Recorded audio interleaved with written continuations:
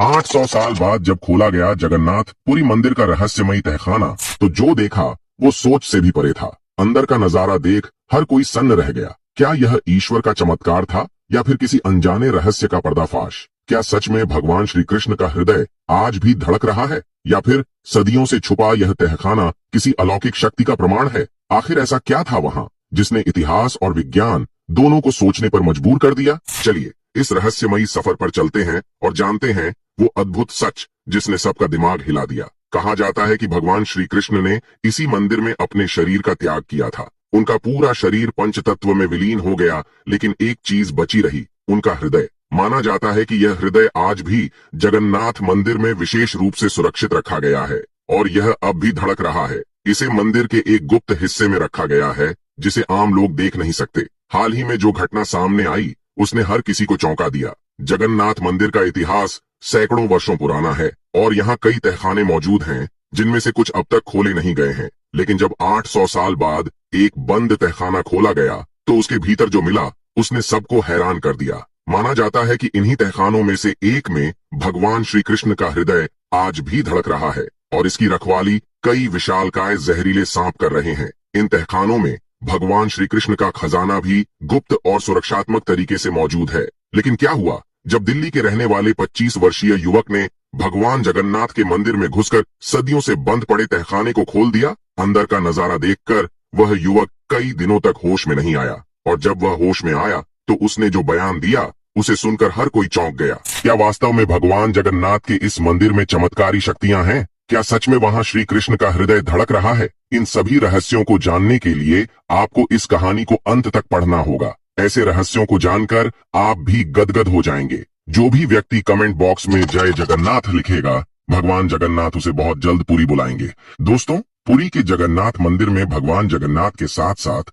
उनके भाई बलभद्र और बहन सुभद्रा की लकड़ी की मूर्तियां स्थापित हैं। यह एक अनोखा मंदिर है जिसकी कई विशेषताएं और रहस्य हैं। इस मंदिर में न सिर्फ भारत से बल्कि विदेशों से भी श्रद्धालु दर्शन करने आते हैं। यह मंदिर हिंदू धर्म के 4 धामों में से एक है और इसका अत्यंत महत्वपूर्ण स्थान है। इस भव्य मंदिर का निर्माण गंग वंश के राजा अनंत वर्मन चोड़गंग ने 12वीं शताब्दी में करवाया था। कहा जाता है कि राजा को अपने सपने में भगवान जगन्नाथ के दर्शन हुए थे, जिसके बाद उन्होंने इस मंदिर को बनवाने का निश्चय किया। हालांकि इस मंदिर पर कई बार आक्रमण हुए और इसे बुरी तरह लूटा भी गया, लेकिन भगवान जगन्नाथ की कृपा से यह मंदिर आज भी अपनी भव्यता के साथ खड़ा है। इन हमलों के बाद भी मंदिर की मूर्तियों को बचाया गया। हमलों के चलते ही मंदिर पर कई सारे प्रतिबंध लगाए गए थे।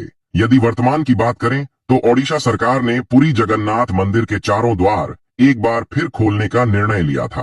पुरी के जगन्नाथ मंदिर में भगवान जगन्नाथ के साथ साथ उनके भाई बलभद्र और बहन सुभद्रा की लकड़ी से निर्मित मूर्तियां स्थापित हैं। मंदिर में आने वाला हर भक्त एक अनोखी घटना का अनुभव करता है। कहा जाता है कि जब कोई श्रद्धालु सिंह द्वार की ओर बढ़ता है तो समुद्र की लहरों की आवाज स्पष्ट रूप से सुनाई देती है, लेकिन जैसे ही वह सिंह द्वार के भीतर प्रवेश करता है, लहरों की आवाज अचानक बंद हो जाती है। यह रहस्य आज भी लोगों को हैरान कर देता है, जबकि मंदिर समुद्र के बिल्कुल पास स्थित है और वहां 24 घंटे लहरों की आवाज गूंजती रहती है। परंतु जैसे ही भक्त मंदिर में कदम रखते हैं, लहरों की आवाज पूरी तरह शांत हो जाती है। साथ ही जगन्नाथ मंदिर के शीर्ष पर लगा झंडा भी एक अद्भुत रहस्य समेटे हुए है। कहा जाता है कि यह झंडा हवा की विपरीत दिशा में उड़ता है। माना जाता है कि इस मंदिर का झंडा रोजाना बदला जाता है और यदि किसी दिन यह झंडा नहीं बदला गया तो मंदिर को पूरे 18 सालों के लिए बंद कर दिया जाएगा। इस मंदिर की रसोई भी रहस्यमयी मानी जाती है। यहाँ प्रसाद 7 मिट्टी के बर्तनों में पकाया जाता है, जिन्हें एक के ऊपर एक रखा जाता है। सबसे आश्चर्यजनक बात यह है कि सबसे पहले प्रसाद 7वें ऊपरी बर्तन में तैयार होता है, उसके बाद छठे, फिर 5वें, चौथे, तीसरे, दूसरे और अंत में पहले सबसे निचले बर्तन में। यह प्रक्रिया आज तक वैज्ञानिक रूप से समझी नहीं जा सकी है। इसके अलावा मंदिर की मूर्तियों के अंदर ब्रह्म पदार्थ मौजूद होता है। कहा जाता है कि यह ब्रह्म पदार्थ मूर्तियों में विशेष अनुष्ठान के दौरान डाला जाता है। हर 12 सालों में इन मूर्तियों को बदला जाता है और इस प्रक्रिया के दौरान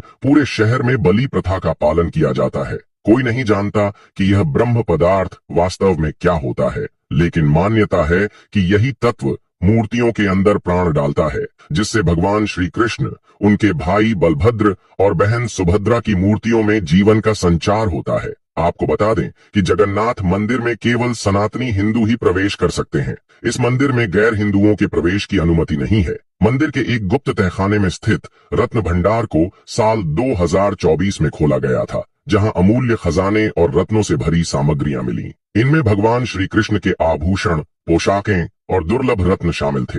इतिहास में कई बार जगन्नाथ मंदिर को नष्ट करने के प्रयास हुए हैं। औरंगजेब ने इस मंदिर को तहस नहस करने का आदेश दिया था, लेकिन मंदिर अडिग रहा। इसके अलावा भी कई आक्रमणों के बावजूद यह मंदिर कभी नहीं ढहा और आज भी अपनी भव्यता के साथ खड़ा है। मुगलों द्वारा कई बार मंदिर को नष्ट करने की कोशिश की गई, लेकिन यह मंदिर कभी ध्वस्त नहीं हुआ। हालांकि एक समय ऐसा भी आया जब यह मंदिर पूरे 18 सालों तक बंद रहा। माना जाता है कि भगवान जगन्नाथ जी जब मंदिर में बीमार हो जाते हैं तो डॉक्टर खुद उनके स्वास्थ्य की जांच करने आते हैं। जब डॉक्टर स्टेथोस्कोप को भगवान जगन्नाथ जी के हृदय पर रखते हैं तो उसमें साफ साफ दिल की धड़कन सुनाई देती है। ज्येष्ठ पूर्णिमा के दिन भगवान जगन्नाथ जी की स्नान यात्रा होती है, जिसमें वे हजारों बार स्नान करते हैं। इस दौरान भगवान को पूरे दिन धूप में खड़ा रहना पड़ता है और फिर ठंडे पानी से स्नान कराया जाता है। ठंड और गर्मी के प्रभाव से भगवान बीमार हो जाते हैं और उन्हें बुखार आ जाता है। इसी कारण मंदिर 15 दिनों तक बंद रहता है और भगवान जगन्नाथ जी अपने शयन कक्ष में विश्राम करते हैं। इसी बीच दिल्ली के रहने वाले अनुज श्रीवास्तव, जो सनातन धर्म और प्राचीन मंदिरों के रहस्यों में गहरी रुचि रखते थे, इन रहस्यमय घटनाओं की सच्चाई जानने के लिए जगन्नाथ मंदिर पहुंचे। अनुज ने उन मंदिरों के रहस्यों से भरी किताबें पढ़ी थीं। उसने कई मंदिरों के रहस्यों को जाना, परखा और उनकी तह तक जाने की कोशिश की, लेकिन उसे सबसे बड़ा रहस्य भगवान जगन्नाथ जी के मंदिर में मिला। जब उसने पढ़ा कि आज भी भगवान जगन्नाथ जी का दिल धड़क रहा है और मंदिर के कई तहखाने वर्षों से बंद पड़े हैं, तो उसके मन में यह गुत्थी सुलझाने की इच्छा जागृत हुई। रहस्यों को जानने की ललक के चलते अनुज भगवान जगन्नाथ जी के मंदिर पहुंचा। जैसे ही उसने मंदिर में प्रवेश किया, उसने अपनी आंखों से कई रहस्यों को महसूस किया। मंदिर के अंदर जाते ही समुद्र तल की आवाज पूरी तरह से गायब हो गई। यह बात उसे बेहद अजीब लगी। एक मंदिर जो समुद्र के तट पर स्थित है, फिर भी उसके अंदर जाते ही समुद्र की लहरों की कोई आवाज क्यों नहीं आती। इसके अलावा उसने देखा कि मंदिर के ऊपर स्थित ध्वजा को रोजाना बदला जाता है। यह कोई साधारण ध्वजा नहीं थी, बल्कि कई 100 फीट लंबी थी। लेकिन सबसे हैरान कर देने वाली बात यह थी कि मंदिर के शिखर पर चढ़ने वाला व्यक्ति किसी एक्सपर्ट की तरह बड़ी तेजी से ऊपर चढ़ता और ध्वजा को बदल देता। और जब अनुज ने ध्यान से देखा तो उसे समझ आया कि ध्वजा हवा की दिशा के विपरीत उड़ रही थी। यह नजारा देखकर वह अचंभित रह गया। यह तो एक साक्षात चमत्कार था। इसके बाद जब अनुज मंदिर के अंदर गया और भगवान जगन्नाथ जी, उनके भाई बलभद्र और बहन सुभद्रा के दर्शन किए, तो उसे उनकी मूर्तियों में एक अलग ही दिव्य तेज महसूस हुआ। लेकिन अनुज का असली मकसद कुछ और था। उसे मंदिर का तहखाना ढूंढना था। दर्शन करने के बाद अनुज मंदिर के अंदर ही रुक गया। उसने सुरक्षा बलों और मंदिर के गार्ड से बचते हुए समय काटने की कोशिश की। उसे रात्रि होने का इंतजार था, क्योंकि यही सही मौका था तहखाने तक पहुंचने का। जैसे जैसे समय बीत रहा था, मंदिर में भीड़ धीरे धीरे कम होने लगी। फिर अनुज मंदिर के एक कोने में चुपचाप छिप गया। रात होते होते मंदिर के दरवाजे बंद कर दिए गए। अब अनुज मंदिर के अंदर अकेला था, अंधकार, रहस्य और रोमांच से घिरा हुआ। अंदर केवल पुजारी और कुछ सुरक्षा कर्मी ही मौजूद थे। जैसे ही कुछ समय बाद सभी पुजारी और सुरक्षा कर्मी अपने शयन कक्ष में चले गए, अनुज अपने छिपने की जगह से बाहर आ गया और मंदिर के अंदर आगे बढ़ने लगा। अब उसकी तहखाने की खोज शुरू हो चुकी थी। वह मंदिर के हर कोने में गया, उसकी भव्यता को देखा, लेकिन उसकी नजरें सिर्फ एक गुप्त दरवाजे की तलाश कर रही थीं। छुपते छुपाते सावधानी से वह हर दिशा में देख रहा था। फिर जैसे ही वह एक कोने में पहुंचा, उसे एक गुप्त दरवाजा दिखाई दिया। उसका दिल तेजी से धड़कने लगा। उसने धीरे से वह दरवाजा खोला तो वहां नीचे जाने के लिए एक रास्ता नजर आया। अनुज ने सांस रोकी और धीरे धीरे सीढ़ियों से नीचे उतरने लगा। नीचे पहुंचते ही उसने देखा कि वहां कई सारे तहखाने मौजूद थे। हर तहखाने पर बहुत ही पुराने और भारी ताले लगे हुए थे।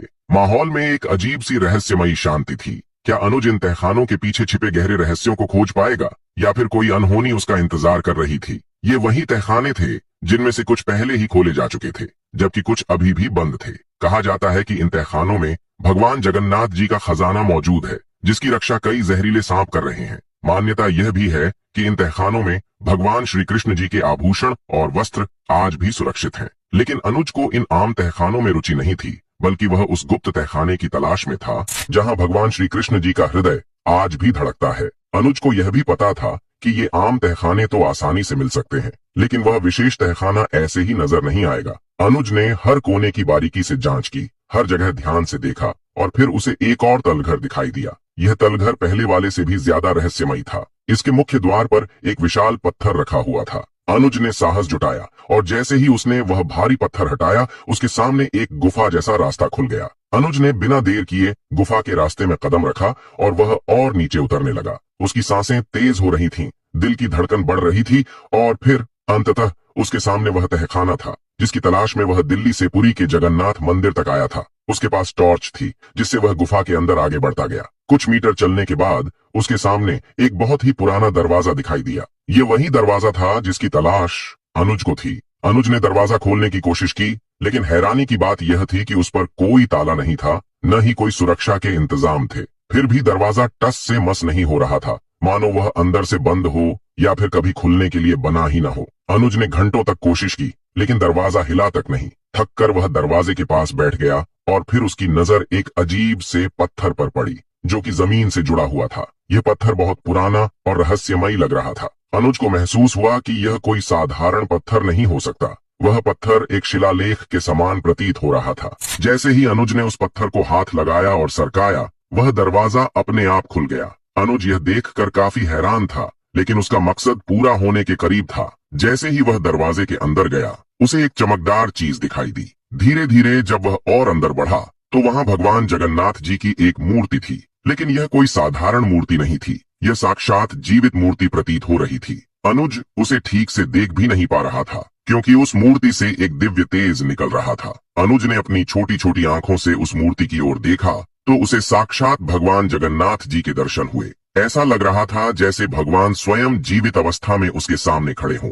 यह दृश्य देखकर अनुज नतमस्तक हो गया और भगवान जगन्नाथ जी की पूजा करने लगा। अचानक अनुज को धक धक धक की स्पष्ट धड़कन सुनाई देने लगी, जैसे कोई दिल जोर जोर से धड़क रहा हो, और यह आवाज किसी और जगह से नहीं बल्कि उसी मूर्ति के भीतर से आ रही थी। अनुज समझ चुका था कि यहीं पर भगवान श्री कृष्ण जी का जीवित हृदय मौजूद है और यही वह साक्षात श्री कृष्ण जी का चमत्कारी स्वरूप है। लेकिन तभी अचानक मूर्ति के आसपास सैकड़ों सांप प्रकट होने लगे। कई विशालकाय नाग वहां आ चुके थे, जिनके फण फड़फड़ा रहे थे और आंखों से दिव्य ज्योति निकल रही थी। ये देखकर अनुज डर से कांपने लगा और धीरे धीरे पीछे हटने लगा। लेकिन जैसे ही उसने पीछे मुड़कर देखा, उसके सामने का नजारा और भी अधिक रहस्यमय था। यह देखकर उसका दिमाग चकरा गया और वह वहीं बेहोश होकर गिर पड़ा। कुछ समय बाद जब अनुज की आंखें खुली तो वह अगले दिन की सुबह थी। वह मंदिर के एक कोने में पड़ा था। उसके आसपास कुछ सुरक्षाकर्मी और पुजारी खड़े थे।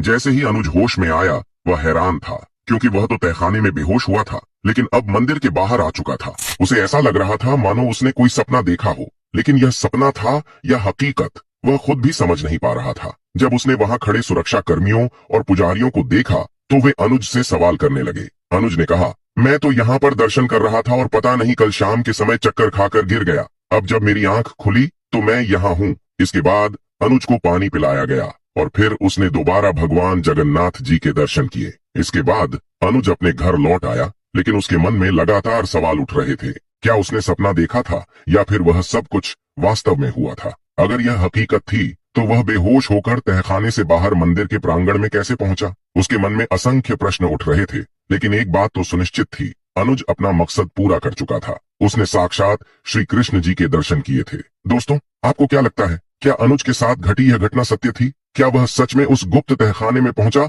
और वहां भगवान जगन्नाथ महाराज के सजीव दर्शन किए? कमेंट करके अपनी राय जरूर बताइए। अगर आपको यह वीडियो पसंद आई तो लाइक करें और हमारे चैनल को सब्सक्राइब करना न भूलें। अभी के लिए आप सभी दर्शकों को हर हर महादेव।